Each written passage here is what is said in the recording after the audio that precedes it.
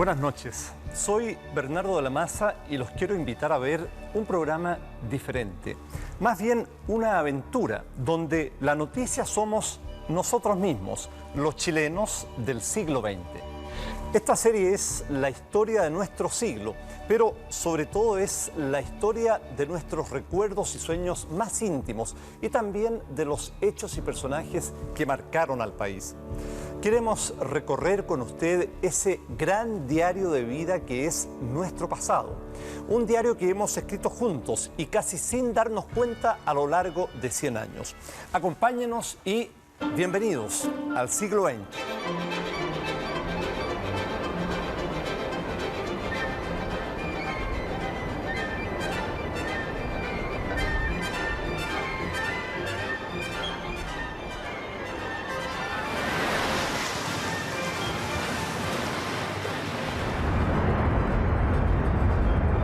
Recorrimos Chile y en cada rincón encontramos hombres y mujeres que han visto desfilar ante sus ojos este siglo que se va. Chilenos que hoy nos hablan. No es un siglo vulgar, no es un siglo mediocre, es un siglo de una vivacidad tanta como para que el hombre haya saltado a las estrellas. ¿Es niñita tu guaguita? Porque yo conocí el primer avión, las primeras bicicletas. La vitrola, esa que se les daba cuerda con la mano, ¿no? Unos tranvías que eran tirados por caballos también. Yo le dije, no tiene caballos, no, me dijo, tiene caballos de fuerza. Cantaba Gardel como si estuviese en el living o en el hall de nuestra casa. El año 62 fue la primera televisión. No, niñito, eso se llaman aviones. Y me arrodillé porque estaba el Papa dándola, bendiciendo. Y nos arrodillamos con mi amiga porque no tuvimos otra cosa que hacer. Abrimos el baúl de los recuerdos de los chilenos, encontrando cientos de fotografías, archivos familiares y las más antiguas imágenes de cine nunca antes vistas en la televisión.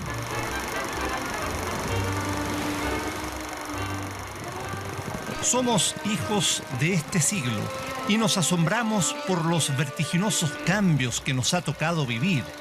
Todos somos los protagonistas de esta historia. Yo nací en Santiago el 12 de agosto del 900. En un lugarcito que le decían Buil, que pertenece a la provincia de Yanquihue. Pero para adentro. Al otro lado aquellos cerros.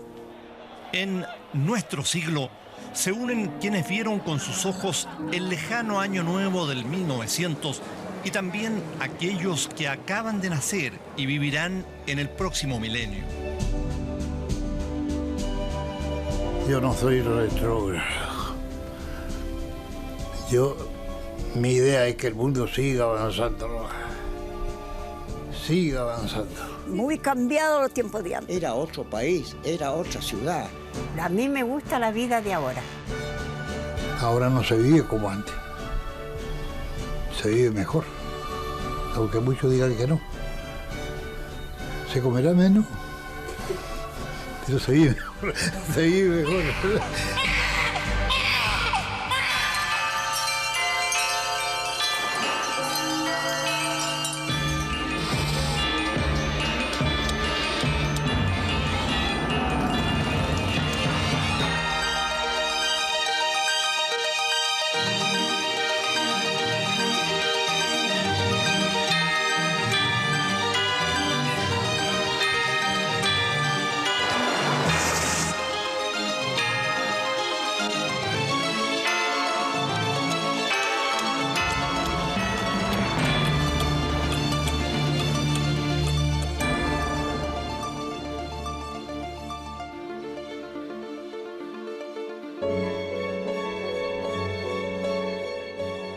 Tuve 14 hijos. Se casaban para tener hijos, para formar un hogar. Los papás se respetaban como reyes. Grandes braseros que las empleadas lo encendían y lo llevaban ya rojo. Tenían que estar los novios aquí sentados, los pololos, y los papás ahí observando qué hacíamos. Pocos baños.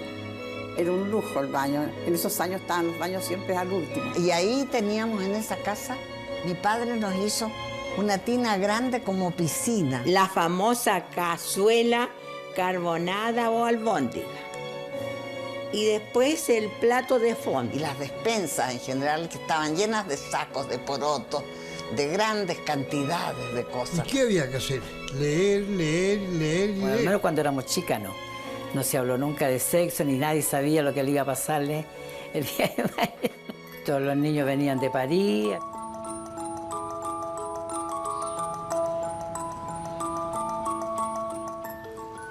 Rayén tiene un mes de vida, cumplirá un año en el 2000 y será una mujer del siglo XXI. Esta niña, al igual que el 99% de los recién nacidos en Chile, vino al mundo mediante un parto asistido profesionalmente. Rayén es una niña sana, como la mayoría de los chilenos que nacen ahora en las postrimerías del siglo. Hace 100 años su situación podría haber sido muy distinta. En los primeros años del siglo, una guagua de cada 3 fallecía antes de cumplir un año. La expectativa promedio era llegar a los 30 años, algo impensable hoy en día, cuando la esperanza de vida de los chilenos alcanza a los 75 años.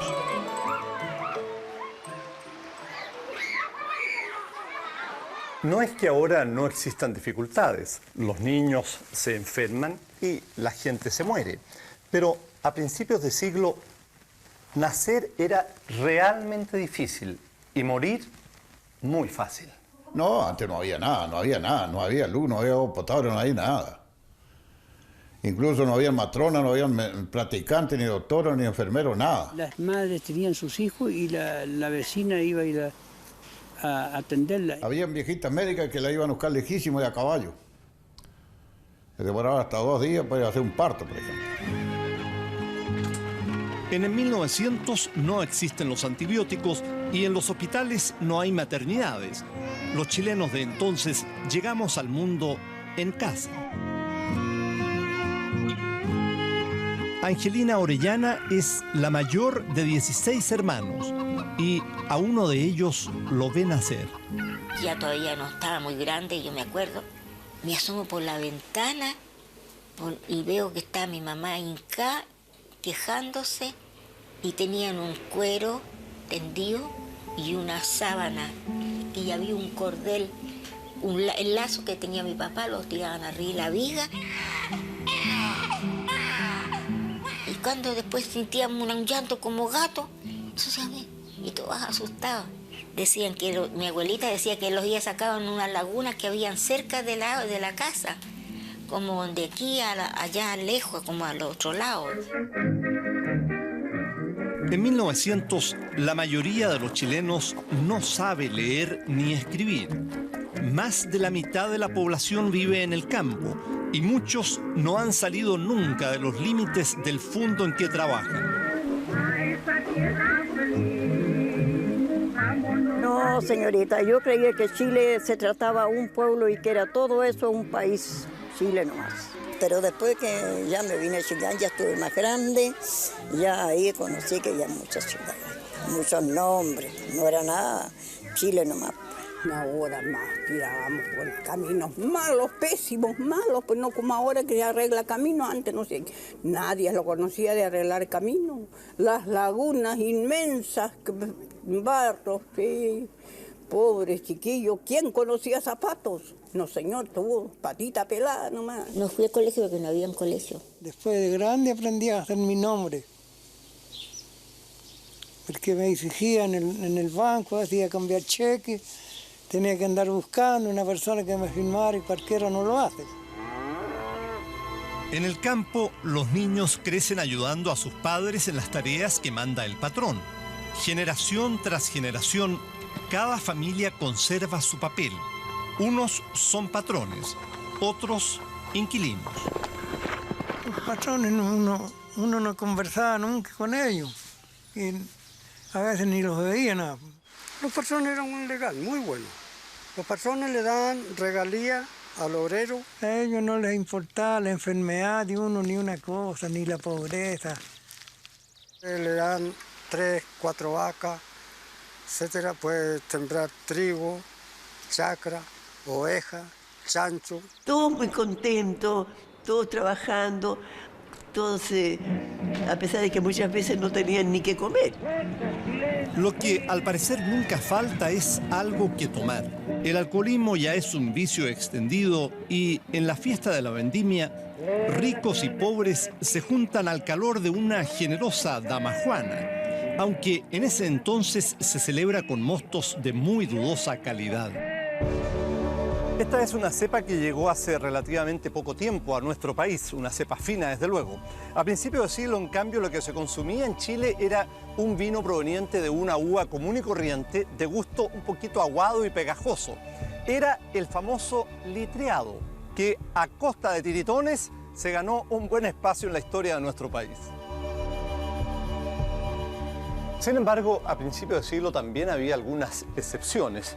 En muchas viñas se producían vinos excelentes incluso antes del año 1900, como ocurría, por ejemplo, en esta viña o en esta hacienda que habitualmente era centro de reunión y de grandes fiestas de lo que se llamaba la gente bien de nuestro país. En ese entonces, los ricos son pocos y concentran el poder político, tanto así que en 1901 el presidente Germán Riesco llega a la moneda en una elección donde vota menos del 6% de la población. Es la era del parlamentarismo. Las facultades del presidente son escasas, casi decorativas frente al poder de los diputados y senadores.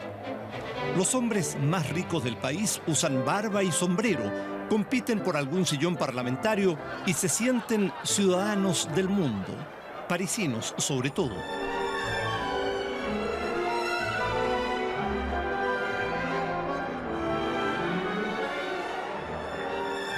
Mi papá trabajó en Iquique, tenía salitrera, tenía muchos negocios, hizo fortuna, se casó con mi madre, se fue a Europa y ahí se quedaron.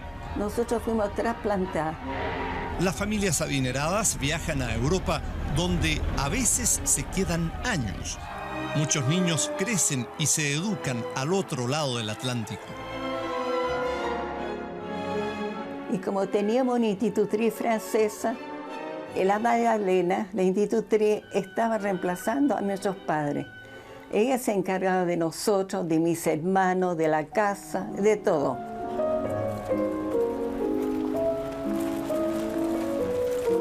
En Chile, como en Europa, una buena institutriz es símbolo de estatus y el número de sirvientes también indica la prosperidad de la familia. Pero había muchos empleados, a pesar de que mi casa no era de fortuna, ni cosa parecía, pero lo natural que hubiera una cocinera. Una para el piso de abajo, una para el comedor. La mamá mía,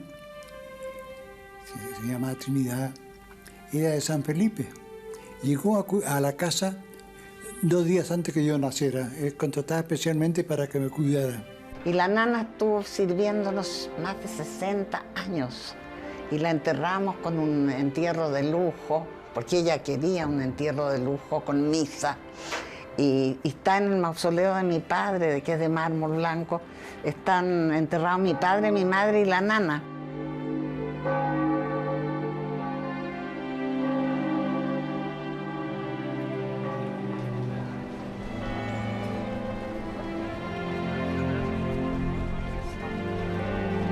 Todas las noches se rezaba el rosario en familia, hasta la empleada. Y había uno que era medio tartamudo, pero después le pegaba, siempre le pegaba. Decía, Padre Nuestro, él decía, Pau Muerto. Era para la risa, que tentaba a todos los demás a la risa. Y ella le pegaba por las piernas así, llorando, y decía, Pau Muerto. En el mundo, las mujeres se movilizan. Por primera vez, exigen ser consideradas en una sociedad manejada por los hombres y algunas están dispuestas a todo para lograr sus objetivos. Este es el episodio más dramático de esos primeros años de lucha feminista. Durante el derbi de la corona británica, Emily Davidson se arroja a los pies del caballo del rey de Inglaterra y muere ante la horrorizada multitud.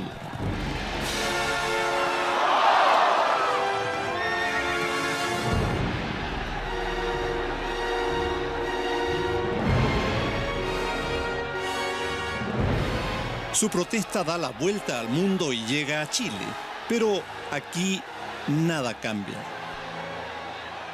No pude estudiar, porque cuando yo dije que quería venir para acá a estudiar,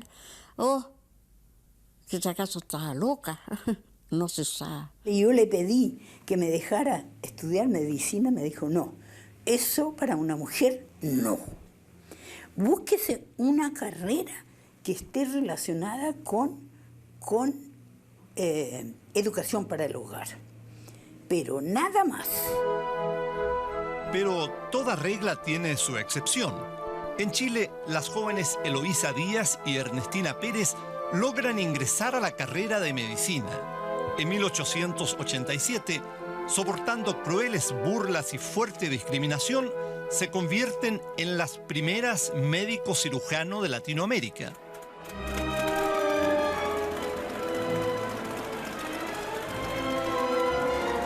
Lejos de nuestro país, a más de 11.600 kilómetros de distancia, se inaugura en 1900 la Gran Exposición Universal de París. Más de 50 millones de asombrados visitantes ven por primera vez la luz eléctrica, el recién inaugurado sistema de metro subterráneo y los nuevos usos de un invento llamado cine.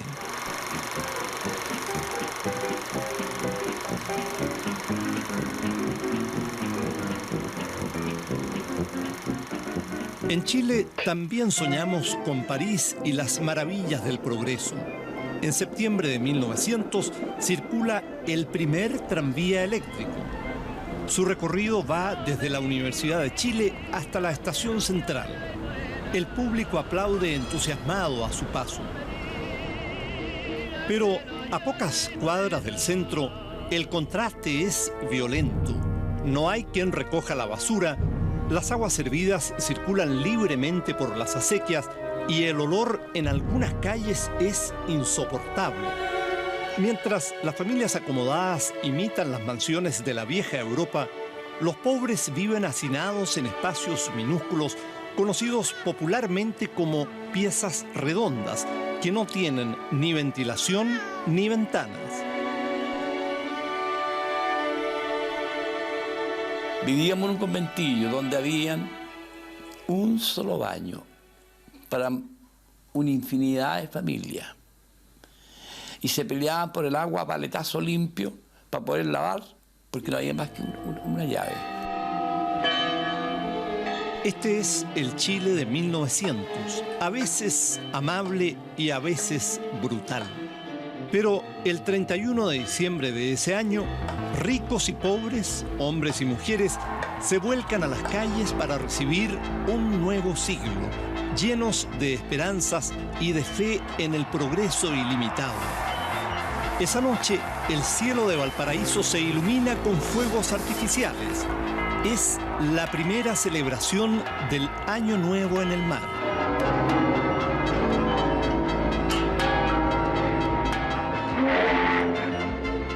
5 años más tarde, ese mismo puerto cosmopolita, pujante, será el epicentro de uno de los terremotos más devastadores que se tenga memoria.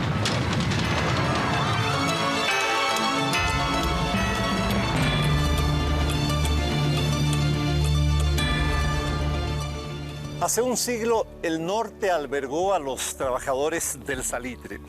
Hoy de aquí se extrae el cobre, que es desde los años 30 nuestro principal producto de exportación y del cual somos desde hace ya 2 décadas los principales productores mundiales.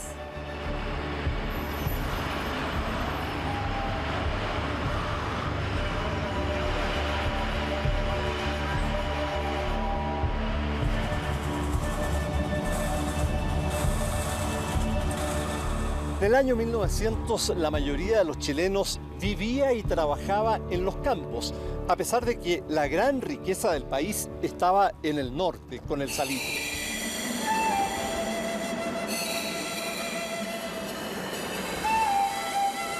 ¿Cómo podrá vivir la gente acá? No había tanta plata, hombre.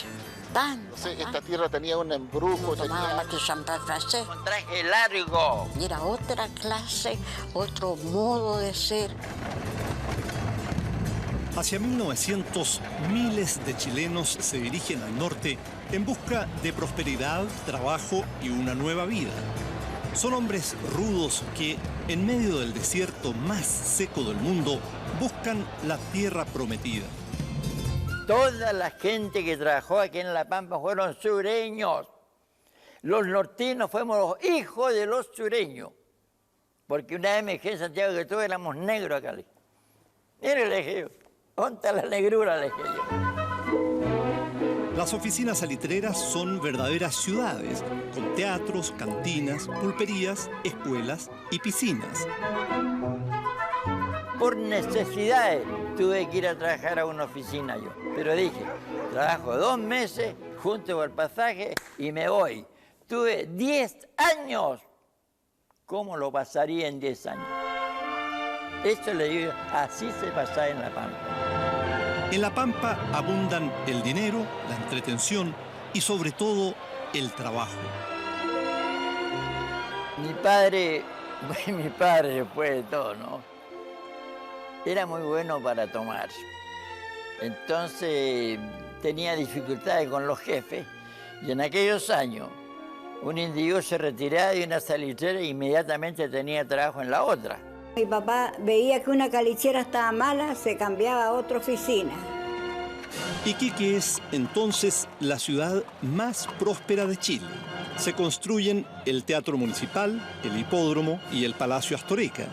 El 80% de los ingresos del país proviene de esas 150 oficinas salitreras que, desperdigadas por el desierto, dan trabajo a más de 20.000 personas.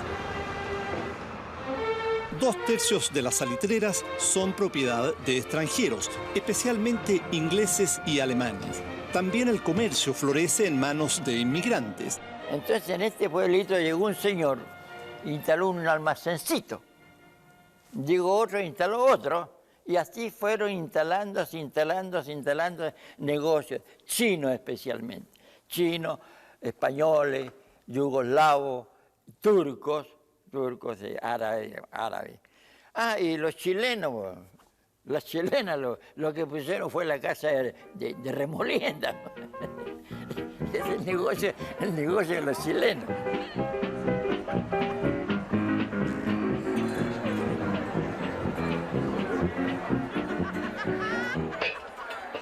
Bueno, bailaban, tomaban y después lo que continúa. El rotito llegaba ahí con su sueldo y salía peladito, traía. Bonita fiesta. Entonces yo tenía traje de baile o traje de lavar. Nada más. El tipo tenía que ir de terno negro. Se usaba mucho el cuello duro, los puños duros. Y el roto juntaba plata, se compraba cadenas de oro, se vendían mucho las libras esterlinas y un reloj grandote que se llamaba Walton. Hasta yo tuve uno. Mucho trago. Y trago importado, rico. Si no, no tomaba más que champán francés. Pero no todo es color de rosa. María Garham era la esposa de un médico de la oficina Schloman y recuerda las barreras que separaban a unos y otros. Ese era el gerente. Tenía su casa, regia. El mejor era la de él. Todo lo mejor era lo de él.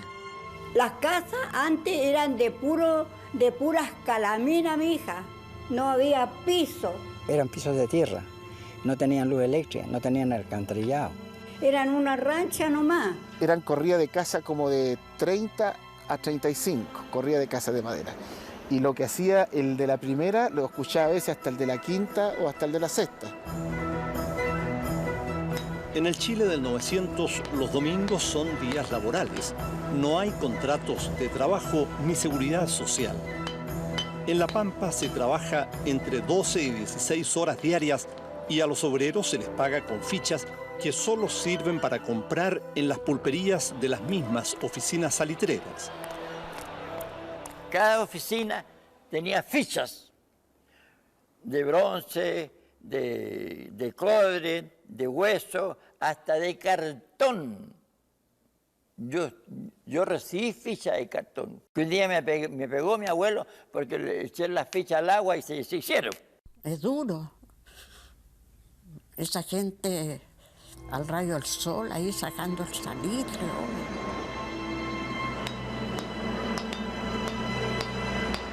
A veces no alcanzaba a arrancar el hombre y explotaba el tiro.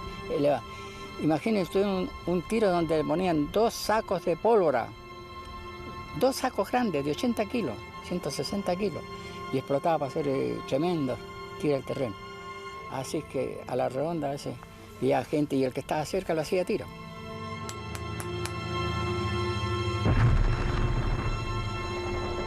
Murieron y nada más. Nadie supo más de él, ni nadie respondió por la muerte de ese.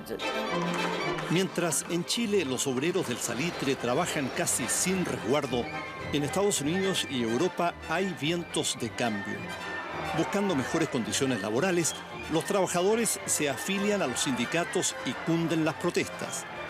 En Francia, los trabajadores del ferrocarril realizan una gigantesca huelga que obliga al gobierno a decretar la ley marcial.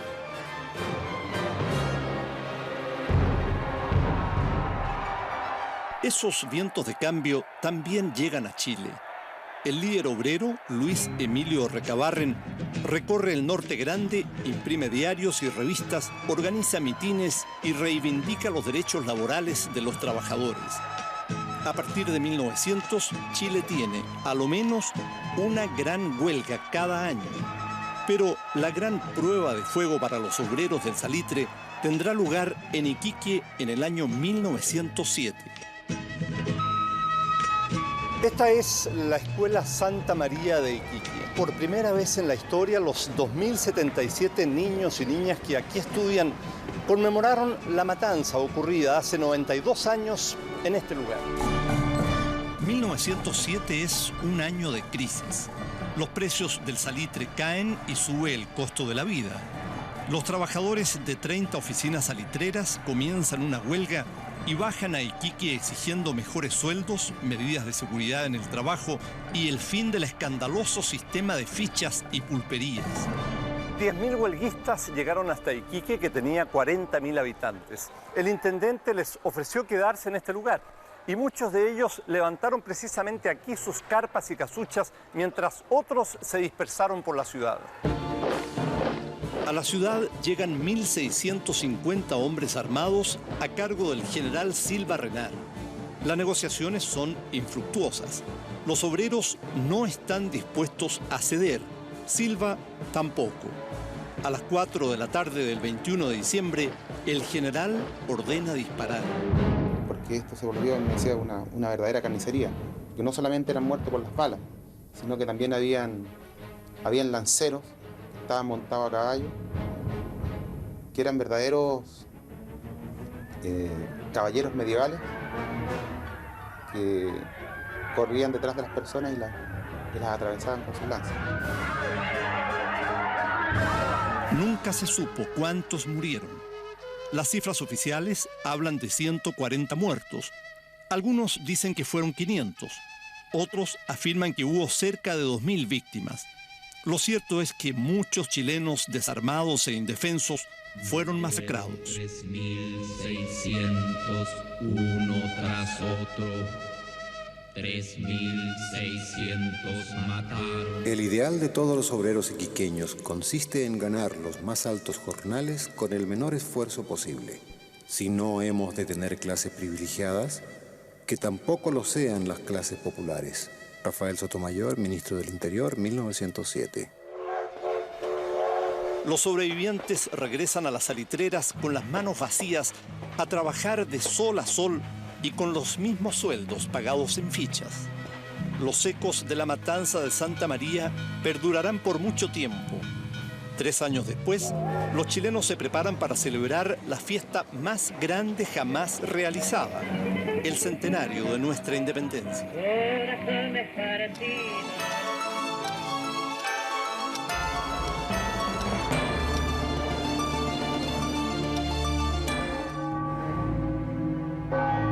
En los primeros 10 años del siglo, los acontecimientos anuncian grandes cambios en el mundo. Inglaterra, el imperio donde no se pone el sol, llora la muerte de la reina Victoria. Con el impresionante funeral se va también una era de moral puritana y comienza el deterioro del poderío británico.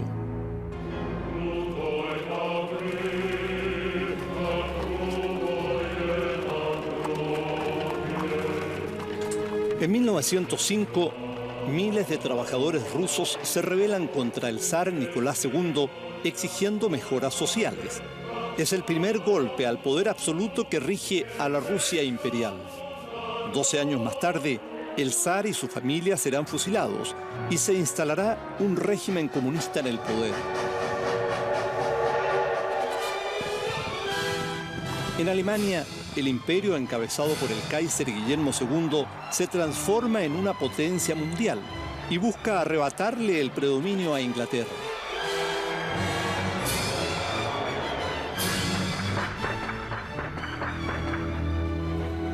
Termina la década y el mundo ve asombrado el paso del cometa Halley. En Chile, su estela luminosa se observa a simple vista y da origen a negras premoniciones. Pero cada vez venía más grande, la cola se engruesaba mucho. Y nosotros lo veíamos también, no necesitábamos anteojos ni los aparatos modernos que hay ahora. Nosotros los veíamos con nuestro ojo, pero tan nítido, tan cerca de la Tierra, que era un susto muy grande. La prensa empezó a decir que el cometa venía con malas intenciones, que sería el fin del mundo. Los malos presagios parecen cumplirse cuando muere en Alemania el presidente de Chile, Pedro Montt, quien ha viajado hasta allá buscando tratamiento para una grave enfermedad. Es el 16 de agosto de 1910. Falta solo un mes para que Chile celebre 100 años de vida independiente, la tan esperada fiesta del centenario.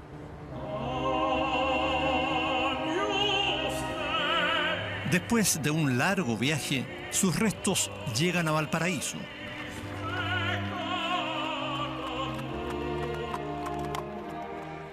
El ataúd recorre las calles del puerto y enfila en tren hacia la capital. En el trayecto, los acongojados lugareños salen al paso del cortejo. Limache, con sus huertos y sauces llorones, las floristas de Quillota, las dulceras de la Ligua y los infaltables chicheros de Quilicura despiden por última vez a Pedro Montt. En Santiago, el vicepresidente Elías Fernández encabeza el cortejo por la Alameda y arriba entre la multitud a la Catedral Metropolitana. Durante el entierro, Fernández se contagia un fatal resfrío. 10 días después, amanece muerto. Como una maldición del cometa, 2 mandatarios fallecen en menos de un mes y en vísperas de la fiesta más glamorosa del Chile republicano. Las comitivas extranjeras, en el mismo viaje, primero asisten al inesperado funeral del efímero jefe de Estado y después participan de la tan preparada celebración del centenario. El ministro de Justicia, Emiliano Figueroa, queda a cargo del gobierno y de las fiestas. Y la delegación argentina, porque vieron delegaciones de todos los países. O sea, hay una vajilla de plata preciosa con las iniciales de don Elías Fernández. Y como le tocó a don Emiliano Figueroa, no hubo nada que cambiar. Le tocó las iniciales perfectas de la platería a él. Estamos en septiembre de 1910 y comienzan los festejos. En funciones de gala se recuerda la época de la colonia y las autoridades asisten al club hípico. Pero una inauguración espectacular concentra la curiosidad de los chilenos. Abre sus puertas la primera gran multitienda del país, Gatti Chávez. Era enorme y todo estaba muy de moda porque tenía de cuánto hay. En cada piso, el de abajo, me acuerdo, estaba la perfumería, vendían género, y en el subterráneo abarrotes, cosas de casa. Yo no sé si era más caro o más barato, pero la gente, por no perder la ocasión de estar en Gatti Chávez, iba. Ahí compraban, deben haberse hecho archimillonarios los dueños. La tradicional parada militar en el Parque Cousiño ese año resulta más impecable que de costumbre. La presiden los jefes de Estado de Chile y Argentina, que aplauden entusiasmados una novedosa presentación de gimnasia.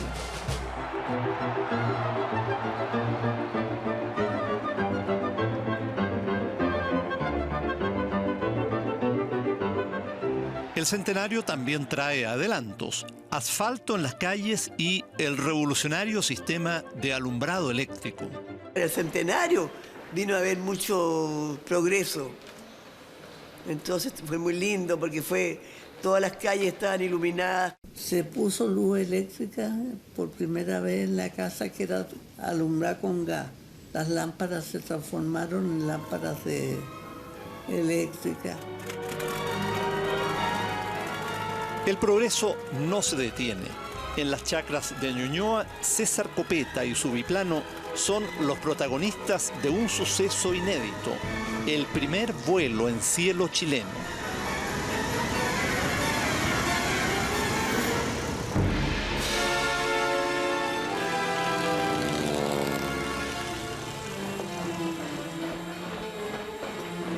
Ese año también se inaugura el ferrocarril trasandino que nos conecta con Buenos Aires y desde ahí a Europa, poniendo fin a siglos de fatigosos viajes a caballo por los empinados pasos cordilleranos.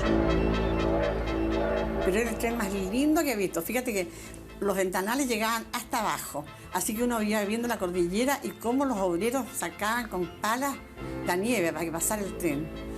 Pero era precioso ese viaje.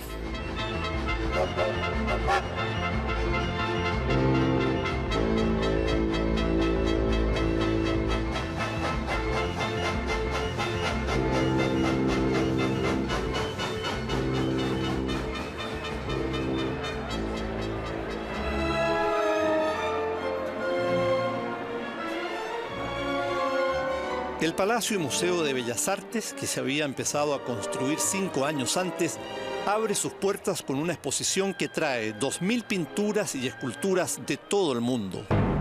El Parque Forestal es herencia de estas fiestas, al igual que la Plaza Italia, que en 1910 marca el límite de la ciudad. A un costado se encuentra la estación de trenes Pirque. Más allá, hacia la cordillera, solo hay chacras y fundos donde se celebra el centenario con ponche en leche, cola de mono, champán o mistelas caseras. En esa época los chilenos pensábamos que había buenas razones para celebrar. Las instituciones de la República funcionaban bien y la economía estaba viviendo años de gran prosperidad. Sin embargo, entre celebraciones e inauguraciones como la de nuestra querida Plaza Italia, hoy tan congestionada, comenzaron a escucharse las voces de algunos críticos que decían que en realidad Chile no tenía nada que celebrar. En el espectacular glamour del centenario no es oro todo lo que brilla. Muchos intelectuales y escritores de la época denuncian la entrega del país a intereses extranjeros, la ineficacia del régimen parlamentario y las enormes desigualdades sociales. Luis Emilio Recabarren, fundador del Partido Obrero Socialista, sentencia: en estas fiestas, solo los ricos tienen algo que celebrar. A pesar de las críticas, el chileno festeja con bailes y cuecas hasta que las velas no ardan, como los vemos aquí en estas imágenes de 1910 en el entonces Parque Cousiño, antecesor de nuestro actual Parque O'Higgins.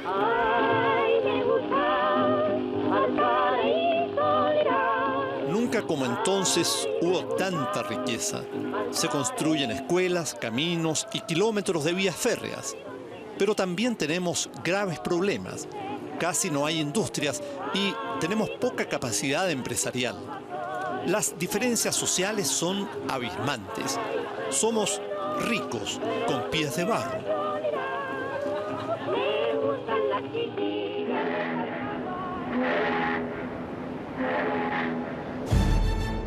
En 1912, el Titanic se prepara para zarpar. Es el barco más grande y lujoso que surca los mares. Sus constructores dicen que es imposible que se hunda. El verdadero Titanic que acabamos de ver se hundió minutos antes de la medianoche del 14 de abril de 1912.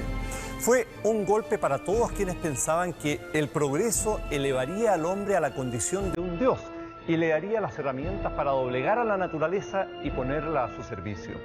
El Titanic chocó con un iceberg y en menos de 3 horas se hundió cuando navegaba desde Southampton, en Inglaterra, por el Atlántico Norte hacia Nueva York. De los 2.220 pasajeros, murieron más de 1.500. Después de la catástrofe, el asombro y el pesimismo tocaron los corazones de los europeos, los norteamericanos y también los chilenos que seguimos paso a paso la noticia. Era como si el hundimiento del Titanic, el barco más portentoso que se había construido nunca, fuera el presagio de que algo peor vendría. 2 años después estalla la Primera Guerra Mundial. La historia nos demostrará que el desarrollo tecnológico no solo significa una ayuda para el hombre, también sirve para destruirnos.